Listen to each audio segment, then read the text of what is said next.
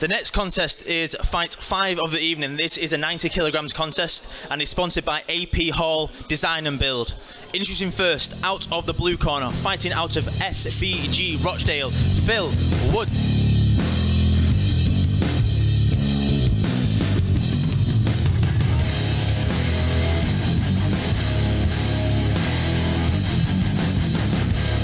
His opponent, out of the red corner, fighting out of Reps MMA, Chris Walker.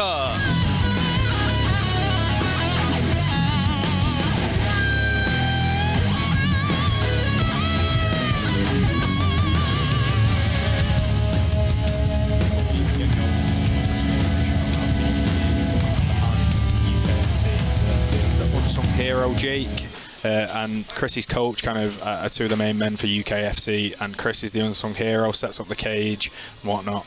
I'm going to talk about the match now. This is the battle of, we'll say the big men. I would be surprised if they pull guard. Both are very, very good wrestling. I know Chris, again, from Reps MMA as a lethal darce choke. That's one of the moves that he favours. He was part of that Reps team I talked about earlier, who took part on the Empire Quintet a year or so ago. He made the mistake of kind of testing the waters and putting his foot on Phil's knee there, and quickly Phil snapped up the single leg and pushed him to the cage. Again, both guys MMA fighters, very experienced. Phil taking Chris's base away there, very, very nice, just took the post away. And he'll be looking to get to the mat. Again, beautiful there by Phil. These two are managing to make this quite large cage look quite small. It'll be really interesting to see how they manage to wear throughout the match and whether they'll keep up this same pace. Yeah, this is one of the matches where the cage will heavily be used. I know that people are going to be rammed up to the cage. There are no slams on this event. It looked like we might see one there for a moment. No slams, we don't want a rampage incident. This is grappling and not MMA. Phil using a bit of restraint. I think he forgot where he was for a second, being in the cage. Yeah, that forward pressure is relentless there, really pushing him into the chain link of the cage, which can be really uncomfortable, but these two are very much used to it, so I think they'd fare better than I would. Yes, same. Chris is cutting a nice angle on bottom here. I'm not quite sure if he's got the arm pulled across, but he could be onto the back looking here. For that back, yeah. Yeah, the cage is preventing him. This is kind of very good strategy from Phil. If that was in the middle, he might have got his back taken. What Phil wants to do here really is kind of square up GSP style. GSP was fabulous at this in MMA and squaring up and shutting people down, and that's to some extent what he wants to do. Chris trying to throw up a triangle here. Again, I think the cage might play in Phil's favour. You just can't cut those angles with the cage in the way. Yeah, it changes things big time. I can see that he's kind of getting inside position on the non-triangled arm to try and clear it, but Phil's keeping his hand in tight just to keep the space. Thank you very much to our sponsors, Barefoot, which is a wonderful brand for sliders and apparel. Visit barefootjj.co.uk to get some for yourself. If you've not seen it yet, please go on Craig Jones's Instagram and have a look at the kind of barefoot, we'll call it a swimming costume. I don't know that we should be recommending this to our viewers, Lee. It depends on the viewer. Not safe for work. If you're over 16, go and have a look at, we'll call it a leotard, the Craig Jones leotard. Beautiful. Big fan. I'm going to bump that to 18 plus. Yeah. But if that's your bag, it is quite the sight. It's the darker side of Instagram. Very, very similar here. Phil using the cage fantastically, and Chris trying to look for a triangle. I'm very surprised at his bottom game. I've not seen his bottom game. Strong. Yeah, I've refed him a couple of times, and generally he's kind of plays on top and looks for darce chokes and heavy pat. Very similar to what Phil is doing, to be honest.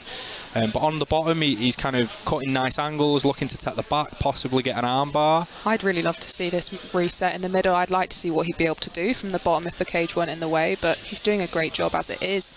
Yeah, possibly. Our ref might be... Oh, he's onto the back just as we say that. Lovely work. Yeah, he's been looking for that from the start. He's got a body triangle as well. He's not interested in the hooks. No points here, so body triangle's a great decision, but it is on the wrong side. Well, not the wrong side, but the weaker side with his feet crossed on the bottom.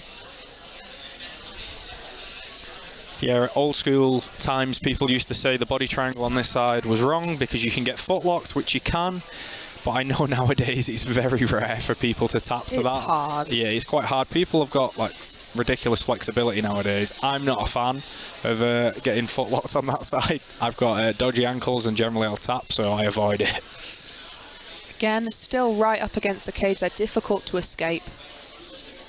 I'm debating whether or not this is kind of helping or hindering Chris here, if I'm honest. It is kind of up for debate, and our ref will be pondering that as well. I know he's on the back, and he's kind of pushing Phil into the cage. Phil's going to push off the cage and try and escape here. I don't really think it'll do a massive amount of good. It'll kind of switch sides on the back.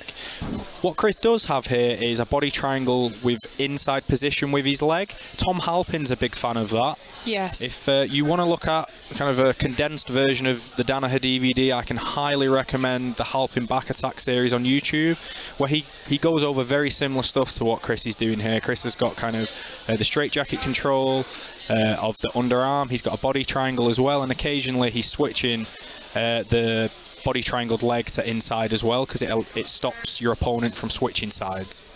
Can really recommend that Halpin instructional, especially if you're tired or you have an injury, because you can drill those hand positioning and those movements with your back against a wall if you are sneaky and lazy like me. But learning how to hand pummel, it really is key to doing well if you want to attack from the back. Got a bit of an interesting spot here. We've got a bit of an old school headlock that's occurring. If your gym has fundamentals classes, generally you know how to get out of that. You pull on the far shoulder and your head will pop out, and then you come to the back. Exactly what's happened here. We've got about 2 minutes left. I'll be interested to see how this has been scored. That body triangle looks tight. Yeah, no. Uncomfortable. Yeah, no interest from Phil in kind of trying to split those legs there and kind of try and get a footlock. Very nice, very, very intelligent there, span and just wanted top position. Are we going to see any rubber guard attempts in this match? No, we've had rubber guard in most matches for now. I'll be pretty impressed if one of these fellas in the Northwest. Just under 2 minutes left in this bout. If you are watching at home, please do share the stream on your social media and tag Empire Grappling. This is a non-for-profit event, and we would love your support. He might have this Kimura here. He's got a nice grip, and Phil did, when I was looking a second ago, he didn't have the best grip onto his shorts or the inside of his leg. So this could be on. Really shifting those hips out would do a great deal for him at this point, just to really pop that arm out. If you want to get really fancy, I know some people like it in the wonderful Tarico platter from that spot as well. Oh my goodness. Yeah, instead he's used it to sweep, which is kind of intelligent, to be honest. He can step off and then go for the Kimura again. His coach giving some great advice there. Try and get his hand from his hip and his shorts in particular, and kind of in one big motion. Like kind of violently jam it to the floor so he doesn't have any form of defense, but Phil did a great job there. This is the top game I was talking about a little bit earlier. This is where I'm used to seeing Chris when I ref him or when I watch him grapple. This is his bread and butter, passing, horrible pressure, and he tends to use chokes to pass, to be honest with you, so you can see him kind of working here, looking for chin strap control or for like a dars to pass.